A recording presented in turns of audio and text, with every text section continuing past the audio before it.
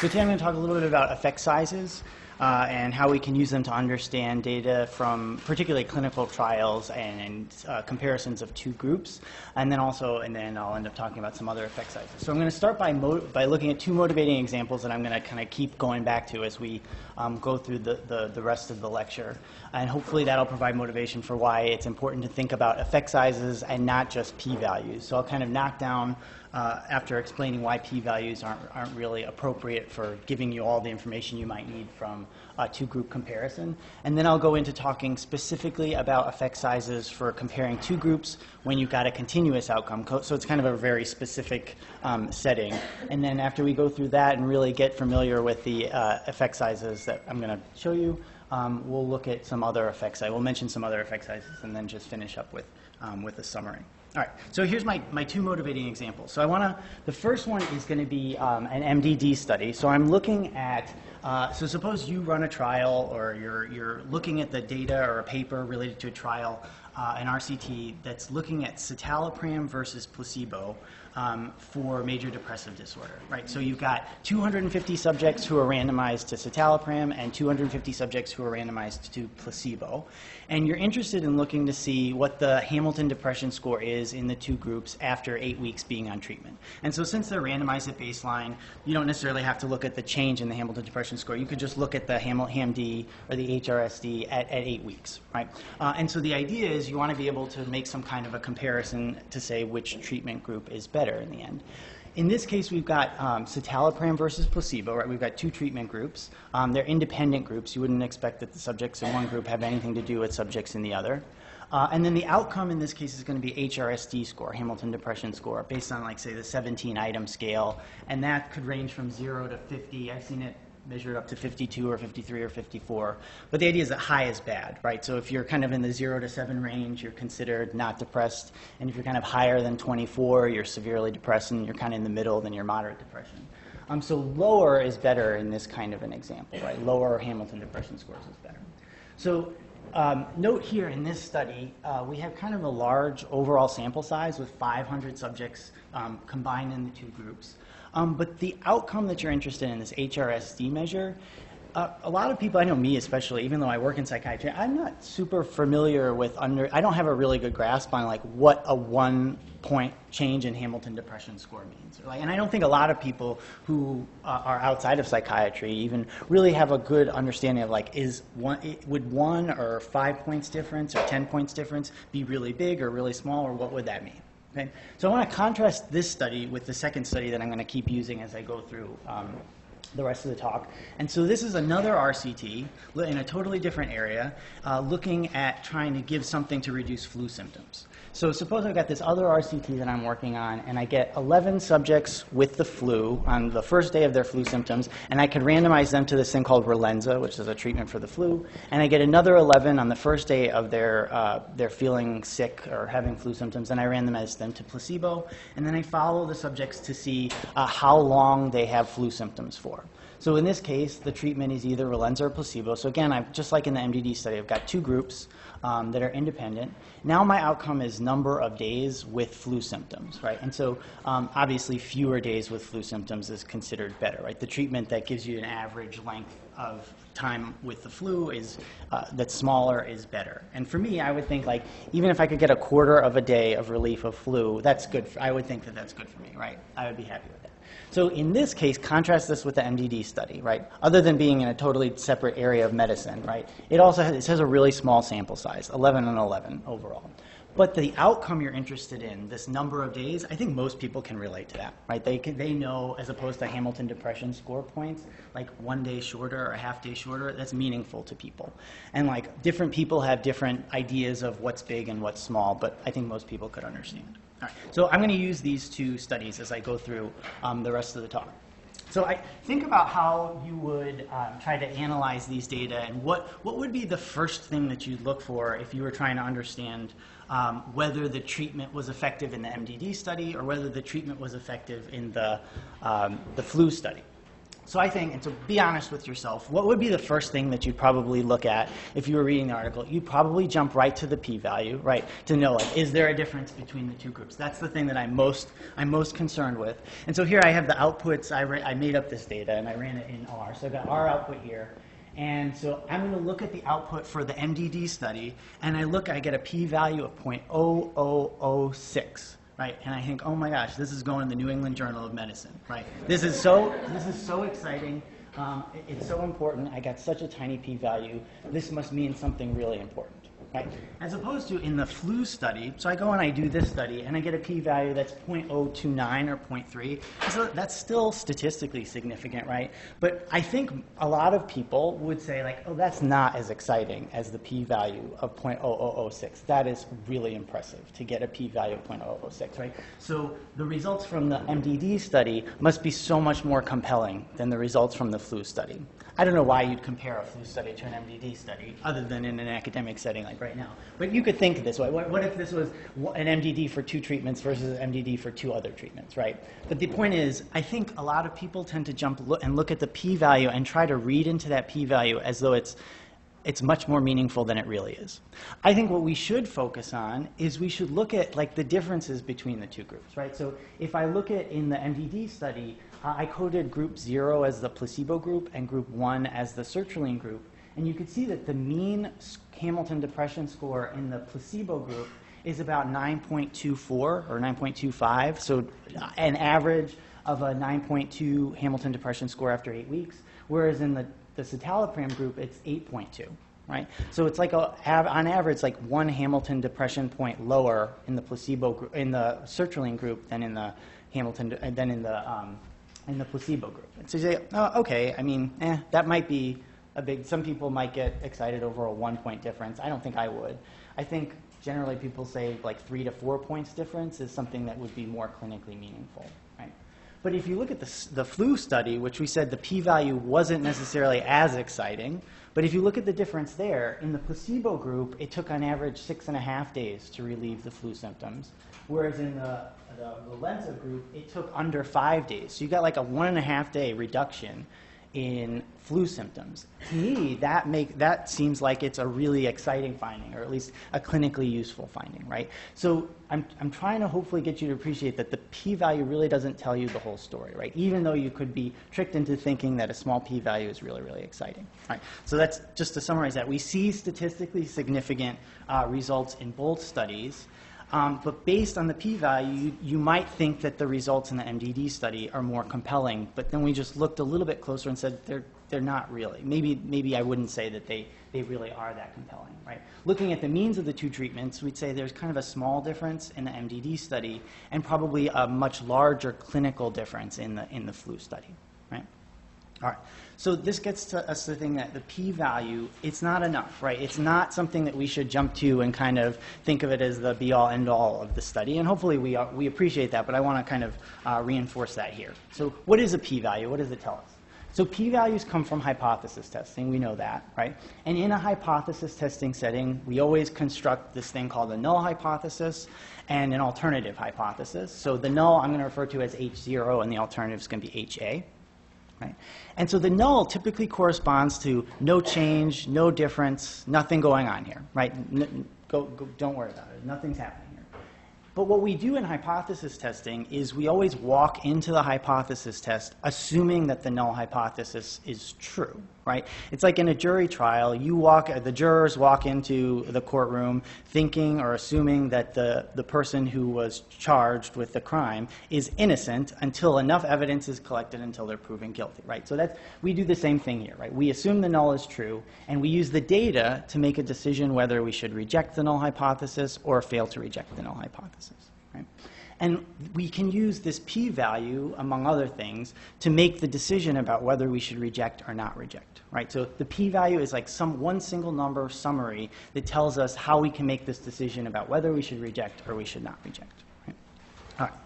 So let's be a little bit more formal, and we define a p-value as it's the probability of observing data like the one that you actually have in your hands, or data that's more inconsistent with the null hypothesis, if the null hypothesis were true, right?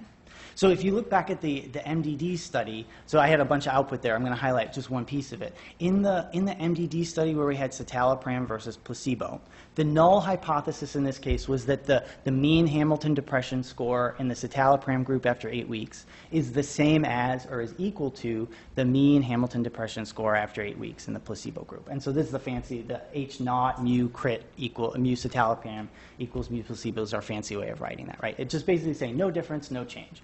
And so if you look back at the output that I gave you, one of the things you might have picked off was there was a t-test statistic value of 3.44. So that's just a summary of how much evidence we have against our data computed into one single number, right? And the way that we think about that number is we say, like, if the null hypothesis actually is true, right, that there's no difference between citalopram and placebo, then the test statistic would follow some distribution, and people have figured out that the distribution for this test statistic is going to be a t-distribution. It's going to look something like this curve here. And I saw a t-value that was 3.44. So I landed really far out in the tail based on the data that I collected. And so the p-value that I would compute, it's going to be the probability of even at 3.44 or further out in this tail, or at negative 3.44 or further out in that tail, right? As extreme or more extreme than what we saw based on our data if the null hypothesis were true. So this p-value that we computed at 0.00006, it's just 2 times the area in the upper tail for the 3.44, right? And so what's the interpretation of the p-value? It's just that there's a 0.06% chance of seeing data like we actually have in our hands, or data more inconsistent with the null, if the null hypothesis actually is true, right? So it's basically saying it is really unlikely that we would see the data we actually have in our hands that's put in our computer that we analyze, right, if the null hypothesis were true.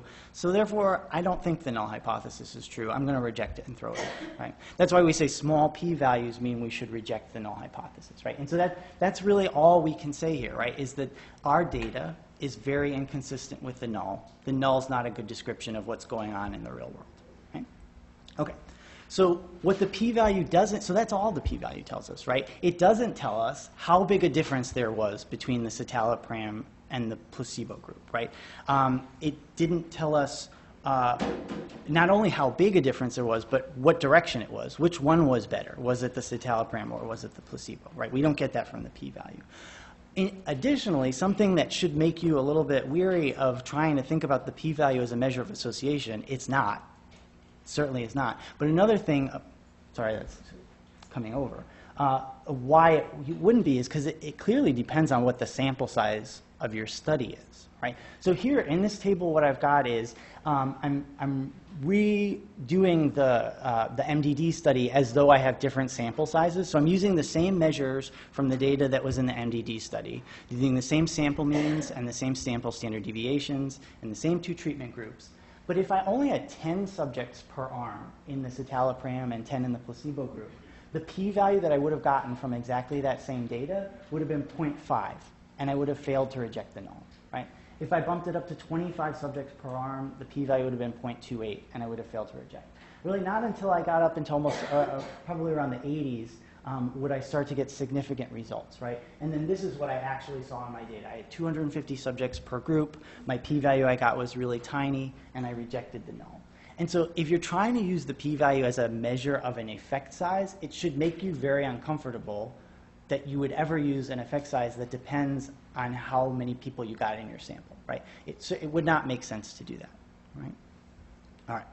So a summary of the p-value and kind of knocking it down, right? P-value, it just measures strength of the evidence against the null hypothesis. That's all it does, right?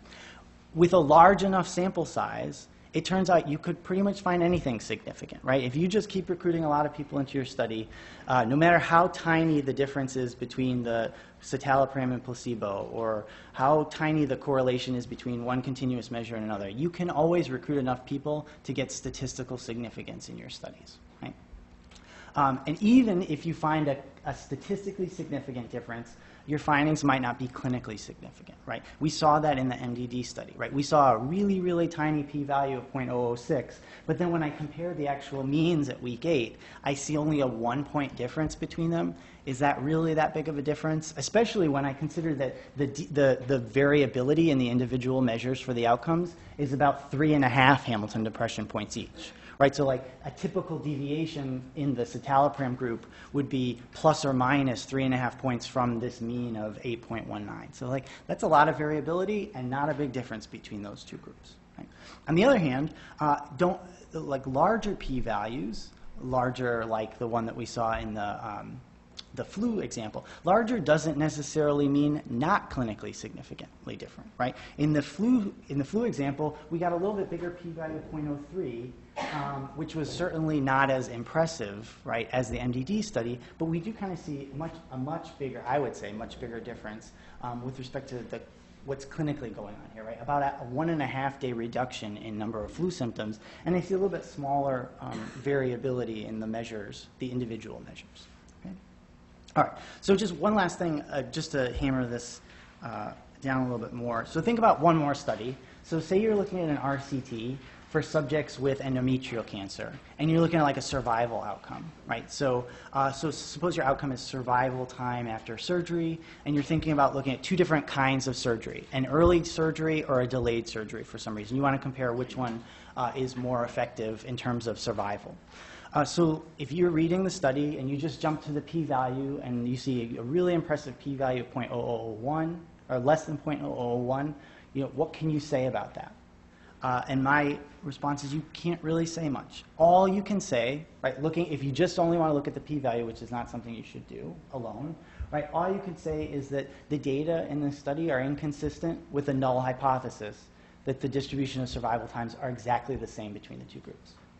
But maybe they're not really all that different, right? Maybe you just had really big sample size and you were able to pick up really minuscule differences that aren't too clinically meaningful.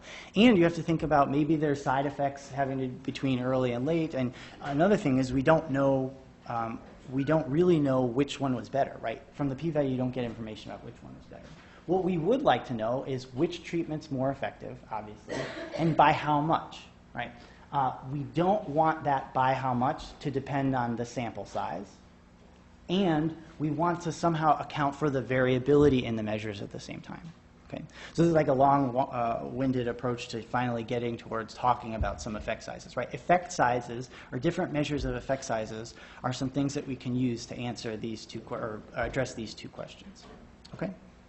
All right, so I'm going to talk about effect sizes just in the two-group comparison settings when we have continuous outcomes, and that's exactly the case that I have in the two studies, the MDD study and the flu study. And so I want to get you to understand some of the effect size measures that are out there, talk about how they complement each other, the different information that they give, and then when we finish with this, I'll give you some examples of effect sizes in other settings. All right, so what's an effect size?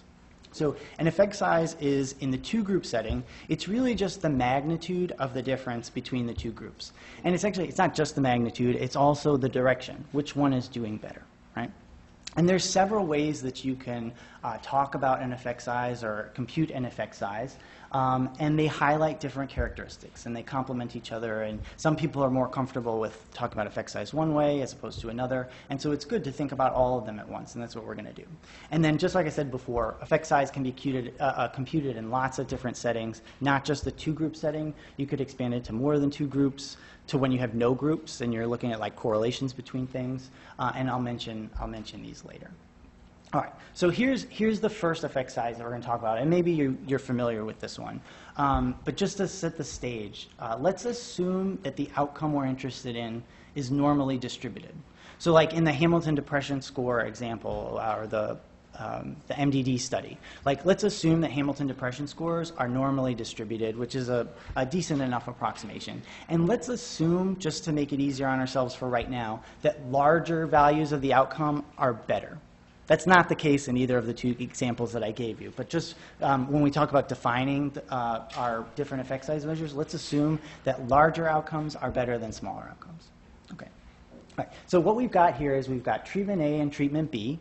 I'm going to use OA to represent outcome, a randomly selected outcome from treatment group A, and OB is going to be a randomly selected outcome from treatment group B.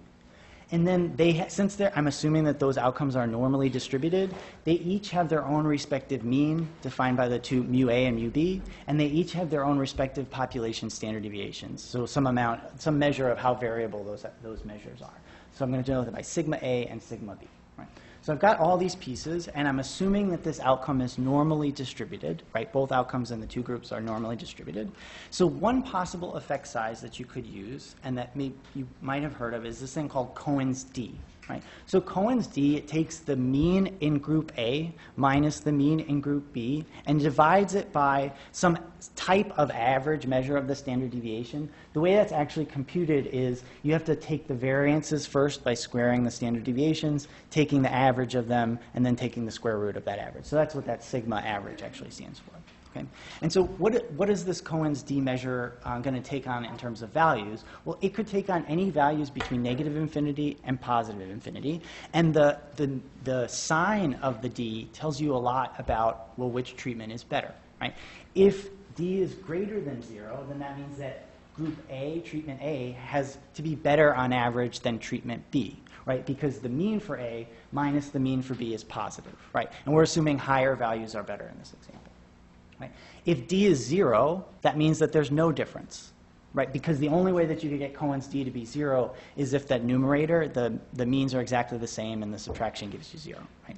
If D is negative, then that means that B has got to be better than A.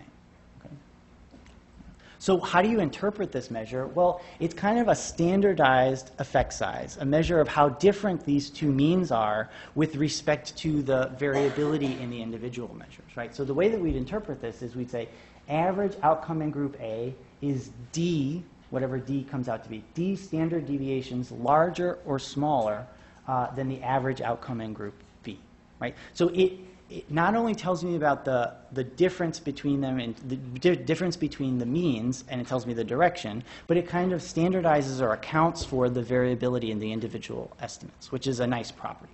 Okay.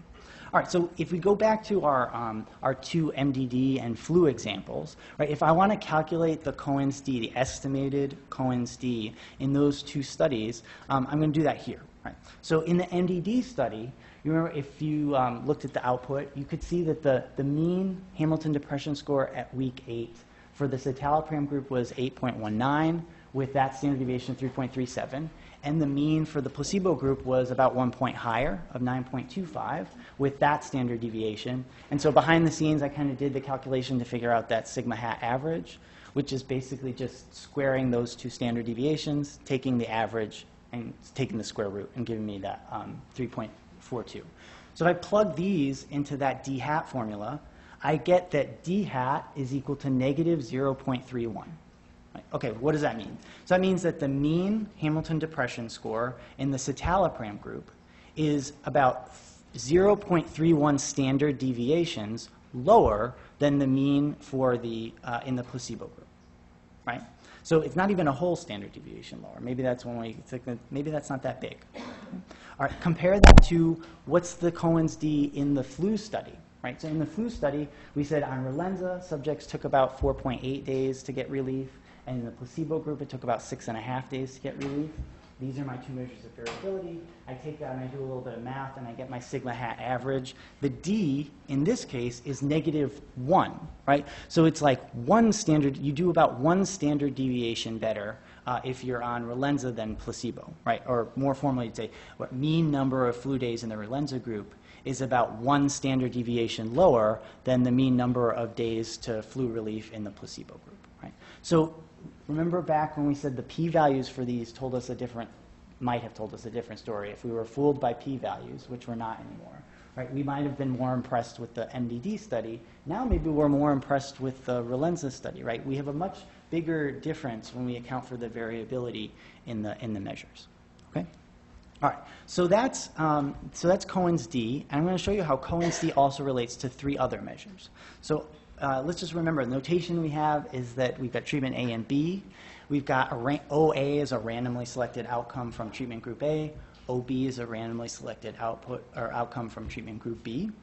And again, we're assuming that higher is better, right? So another measure that you could use, and you might come across in literature, is this thing called AUC. So AUC stands for area under the curve, because this computation has some relationship to areas under curves, which I'm not going to get into. But we're going to try to understand it in terms of, it's like a superiority measure, right? So if you look at how this thing is computed, the first piece of it is the probability that outcome A, or a randomly selected outcome from treatment group A, is larger than a randomly selected outcome from treatment group B, right? That's this first piece. So it's probability, randomly selected subject from group A has an outcome larger than a randomly selected subject for treatment group B.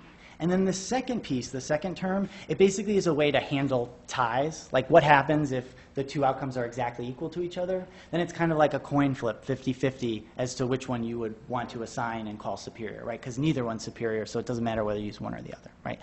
When the outcomes are actually continuous, and I assume that they're exactly normally distributed, that second term, it's not even in the equation. It doesn't even matter anymore, right? I can just look at that first piece and saying, well, what are the chances that A is going to be larger than B, or outcome A is going to be larger than outcome B, right? And so if you think about what can this AUC value take on in terms of values, well, it's a probability, so it can be between 0 and 1 inclusive. And so what does it mean when it takes on certain values? If the AUC is greater than 50%, well, that just means you have a greater than 50% chance that outcome A is larger than outcome B, right? Or in this case, we might think of that as superior if larger is better, right? If AUC is 50%, that's saying it doesn't matter which one you give 50-50, you're going to get one higher than the other, right? They'll be about the same on average. Right? If AUC is less than 0.05, that means that B is better than treatment A if larger is superior, right?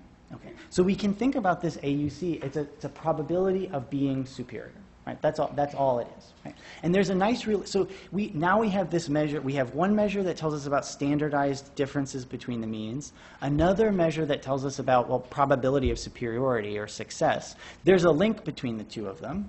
It turns out that there's a nice relationship between Cohens D and this AUC, so that if OA and OB are normally distributed, it turns out that the AUC is just the probability of a standard normally distributed random variable, which I'm going to call Z, being smaller than or equal to whatever Cohens D is divided by the square root of 2.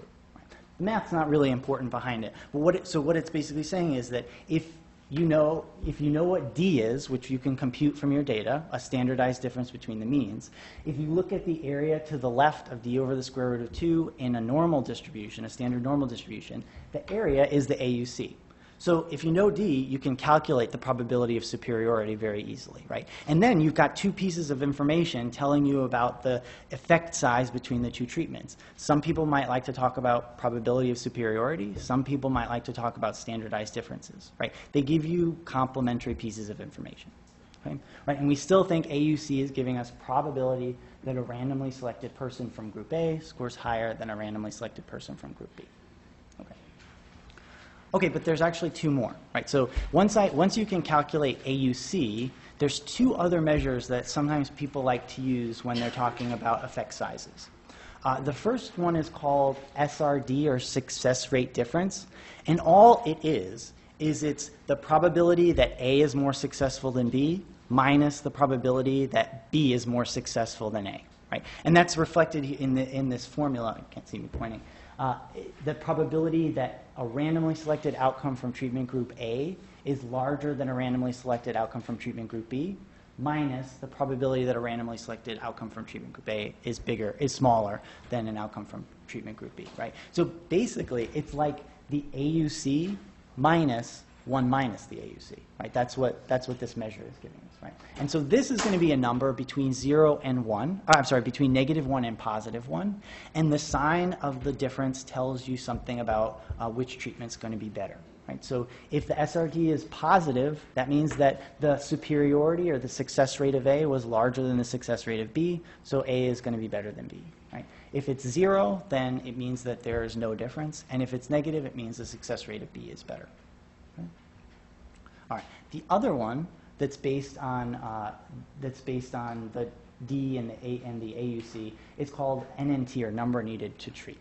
Okay. So number needed to treat is just the reciprocal of the success rate difference, and this is a number. It's kind of a weird number. It's between -1 and infinity, And I'm going to go through an example of how to use it on the next slide.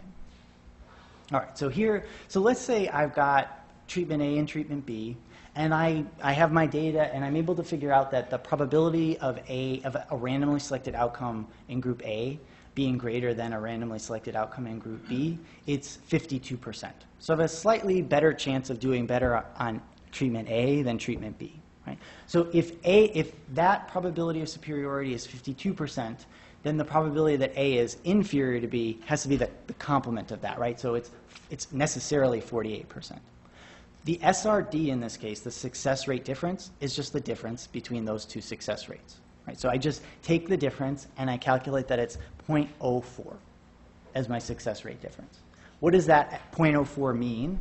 Well, it means that I've got I'm about 4 percentage points higher success rate in group A than group B, right? Where I'm saying success in this case means a higher value outcome than a lower value outcome. Right? So now how do I take this and compute the NNT, number needed to treat? It's just 1 over that number, 1 over 0.04. And I get the number 25. Okay, so what does that mean? That means it's some number of subjects that I would need to treat, but like what exactly does that tell me? Well, the 25 means that I have to treat 25 people in treatment A and 25 people in treatment B before I will see 1 extra success in treatment group A than in treatment group B. That's what NNT means. You need to look at 50 people overall, equally split between the two groups, before you see one more success in treatment group A than treatment group B. And so you could check this, right? If you do a little calculation, if you say you needed 25 people in treatment group A, and there's a success probability in treatment group A of 52%, then that means you'd expect 13 people in treatment group A to do better than if they were in treatment group B.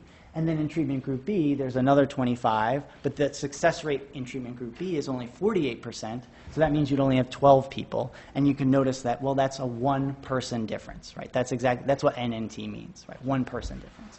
Okay? Another thing with NNT that gets a little bit weird is it could be negative, right? So you could end up with both a negative NNT and a negative SRD, but that doesn't mean anything magical.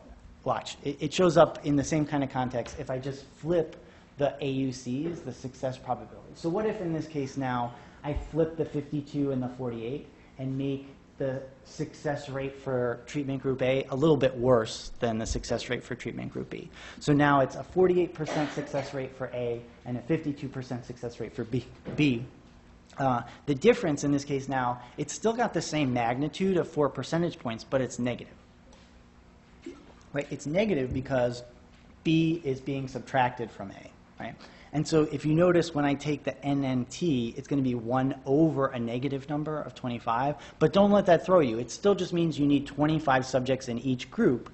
But that the 1 extra success, it's not going to have been in the A group. It would have been in the B group if success means bigger. Right? So it is a bit awkward, but the sign just tells you that B is better than A in this case. Okay? All right. All right, so far, I know there's a lot of numbers on the last few slides, right? So far we've got that in the 2-group setting, right? 2 groups, continuous outcome. I could use Cohens D, I could use AUC, I could use SRD or NNT, right? They all kind of give me nice, different, complementary information. They're all related. If you know one, you can know the other 3. Each one provides a different little piece of information than the others, right? And so it's complementary, and they're helping us, hopefully, to understand the clinical differences between the 2 groups, right? Not focusing on the p-value. Okay.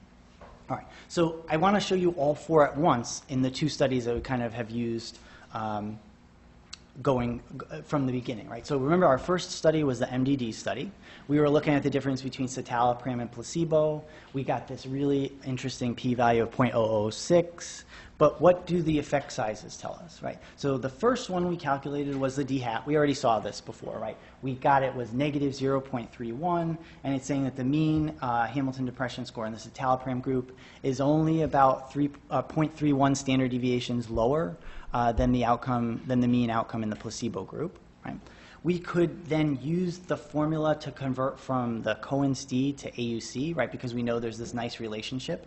And so in this case, I would calculate an AUC of 0.41. Right? So I haven't shown you how to calculate it really by hand, but trust me that it comes out to be 0.41. So what does that mean? That means that the probability that a randomly selected subject from the citalopram group scoring higher, right, higher than a randomly selected subject from the placebo group is 41%. Right? That's what that means.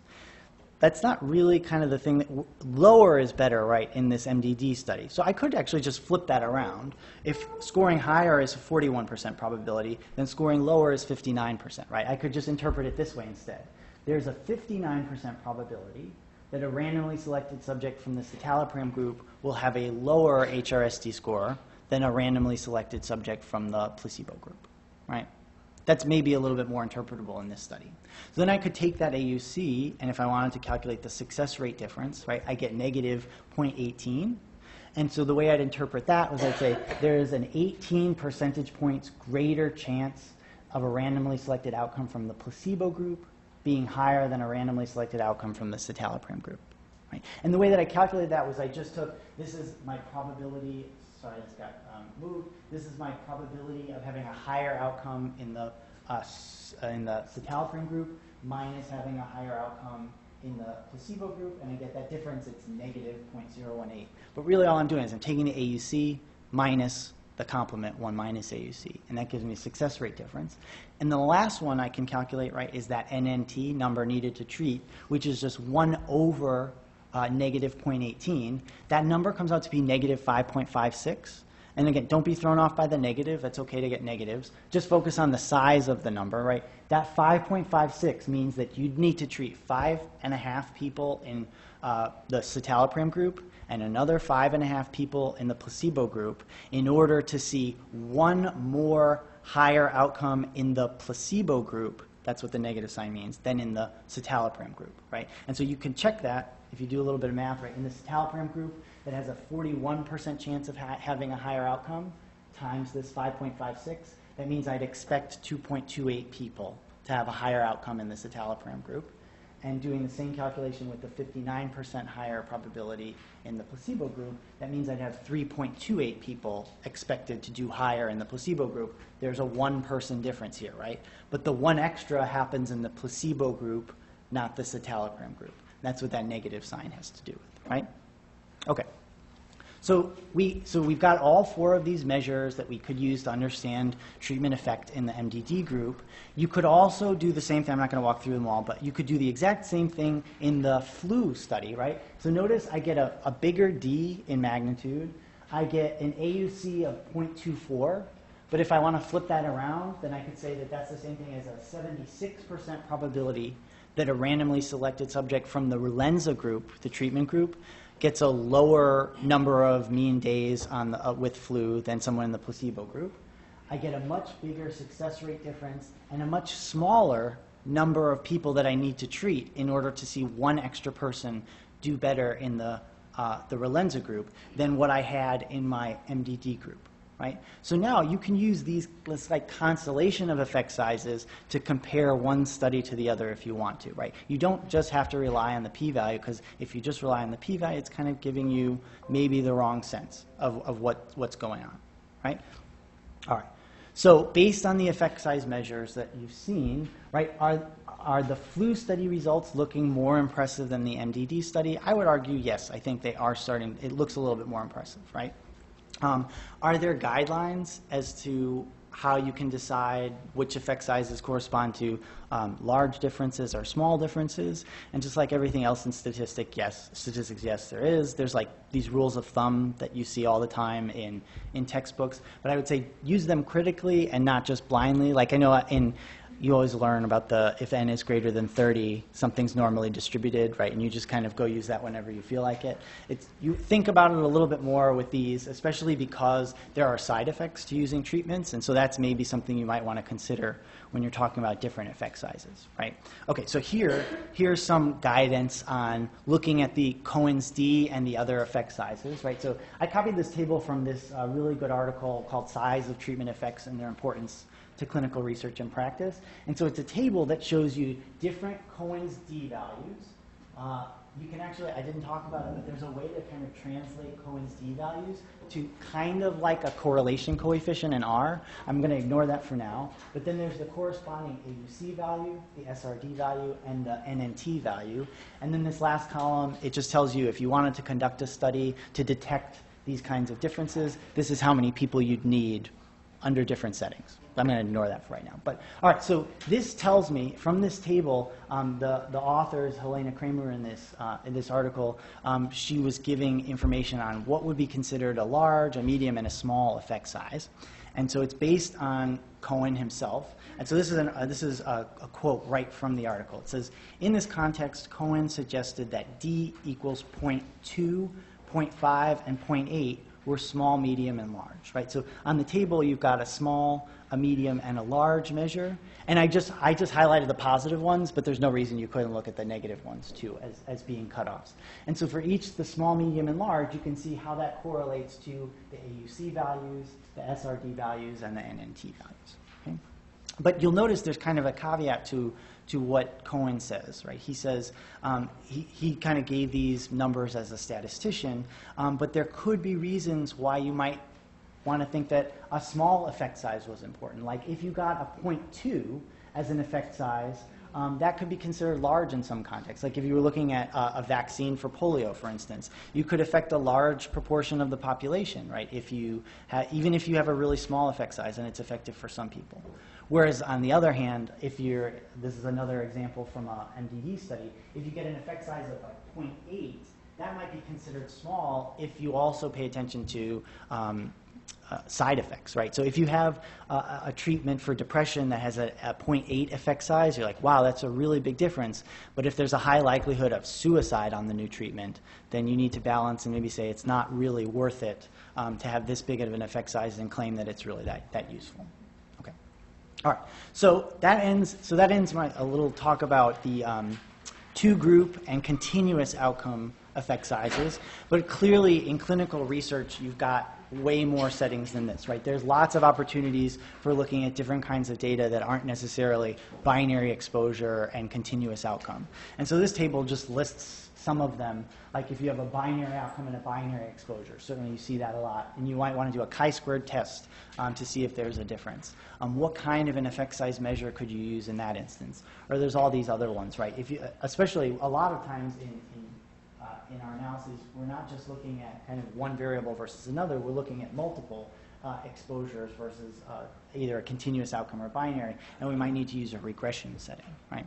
All right, so clearly there have to exist other effect sizes that you would be able to compute in these different settings. And so I pulled this from another article, it's a really short article about why you'd want to use effect sizes as opposed to p-values from Sullivan and Fine. And so you can see I've got information on different effect sizes, what their descriptions are, different values for what would be considered large, medium, small, and extra large, and then some general comments on them. And so you could see in a setting where maybe we were looking at a binary outcome and a binary exposure, I might want to use the odds ratio, right? I certainly wouldn't make sense to calculate Cohen's D in that setting because I don't have continuous outcomes to calculate means on. Or I could use a relative risk, right? If I have continuous data and continuous outcome and a continuous predictor, I might want to use a correlation coefficient to measure how correlated the variables are. Or if I'm in like a regression setting and I've got multiple predictors and I want to understand if the multiple predictors altogether are having some kind of an effect on the outcome, maybe I could look at R squared, right? The coefficient of determination. And there's there's tons of other measures, right? These are just some of the ones that you would encounter, you might encounter more commonly in practice. Okay, so in addition, just kind of wrap up, we can also compute confidence intervals for these effect sizes. So I've just kind of given you point estimates and described what they are and how to interpret them. But there's no reason you couldn't use some statistical packages like EFF size in R or compute.es in R to come up with effect size confidence intervals to give you like a range of plausible values for what the actual effect size could be based on your data. Another thing that I haven't really spent a lot of time talking about, I kind of said, like, if you have the data and you want to get what the effect size is from your data, this is how you interpret it. But we use effect sizes as these critical pieces of information when we try to plan future studies, right? So the effect size plays a really important role when you do power and sample size calculations. If you want to write a grant to the NIH or some other grant giving institution, right? And so we have to be aware of this relationship between statistical significance level that you're going to use, like that's typically referred to as your alpha level, the sample size that you want, the power that you want, and the effect size. It turns out that when you're doing calculations, whether it's a sample size calculation or a power calculation, if you know any three of these pieces of information, you could automatically get the fourth. And so a lot of times what happens in your grant writing, you either try to figure out what the sample size is based on some minimum clinically meaningful effect size, right, based on some of the effect sizes we've talked about, or more in what I see, someone says, I only have enough money for this number of subjects. Can you figure out what the minimum effect size would be that I could detect? And then we could figure out if it's even worth doing the study, right? So there's this whole kind of other realm of why it's important to understand effect sizes, because you're using them to make these really critical decisions about future studies, right? So having a good understanding of what's big and what's small, or what would be useful in the context that you're actually working in, is really important. Okay, so just to finish up, p-values don't tell the whole story. They actually tell you very little, right? So don't be confused that a really tiny p-value, that is not telling you that there's a really important or big association between treatment groups or between whatever the outcome and exposure are that you're interested in, right?